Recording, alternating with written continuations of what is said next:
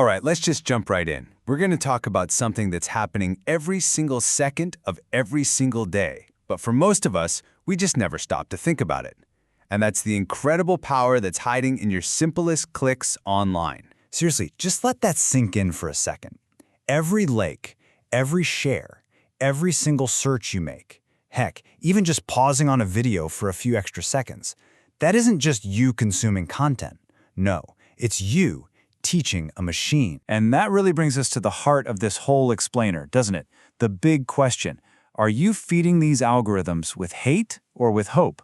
With prejudice or with knowledge? Because you see, what you're teaching these systems, well, it doesn't just stay in the digital world. It leaks out. It actually shapes the real world for every single one of us. So let's get into our first point. Think of it this way. Every single click you make is like a tiny confession. It's a little piece of a giant puzzle. And when all those pieces get put together, they paint this incredibly detailed picture of who you are and what you really care about. And this isn't some abstract techie concept. No way. The data you're putting out there, it becomes this kind of digital DNA.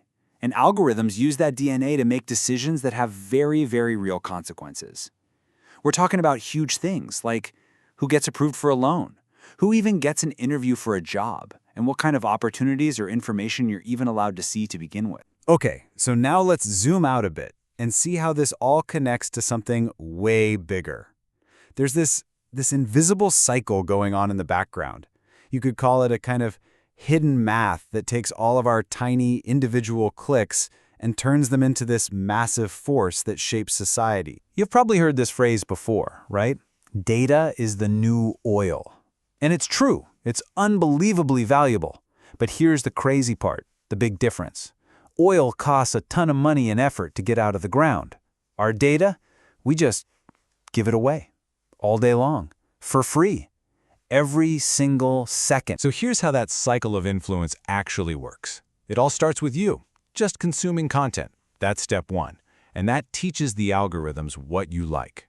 Then, in step two, the AI takes all that information, processes it, and starts to build these super detailed profiles about you. Step three, that's when it gets real. Decisions get automated based on those profiles, defining opportunities not just for you, but for people the AI thinks are like you. And finally, step four, all those patterns, added up, start to literally mold the world around us. And what this all boils down to is a pretty stark choice. On one hand, you've got unconscious clicking, just scrolling on autopilot. When we do that, we could be feeding systems that create more division, that spread bad information. But on the other hand, when we're conscious of our clicks, we can actually use them to promote education and to foster a more inclusive world. So, this really brings us to a crossroads. It's one thing to understand the problem, but the real question is, what are we going to do about it? And that's where this idea of digital responsibility comes in. It's all about making a shift from just being a passive consumer to being actively aware of our impact. Because let's be real, in today's world, saying "I didn't know" just doesn't fly anymore. The information is all around us. We know these systems are running. So choosing to look the other way, to ignore how all this works, that's a choice. And it's a choice that has some pretty serious consequences. Okay, so there are two really big truths that we just have to wrap our heads around. First, your data isn't just yours. It has a life of its own. When you interact with biased stuff online, you're not just looking at it. You're training a model that could end up denying a real opportunity to a real person. And second, algorithms are not neutral. They're not wise judges. They're just mirrors.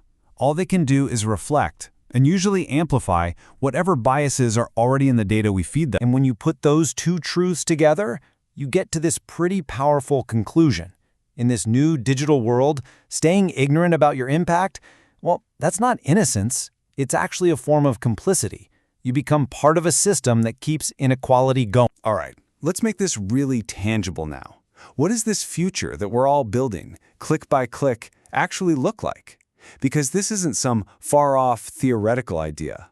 The consequences of what we do online, they're creating the very world our kids are going to live in. And I know this might sound like a huge leap, but stick with me. It's not. Think about it.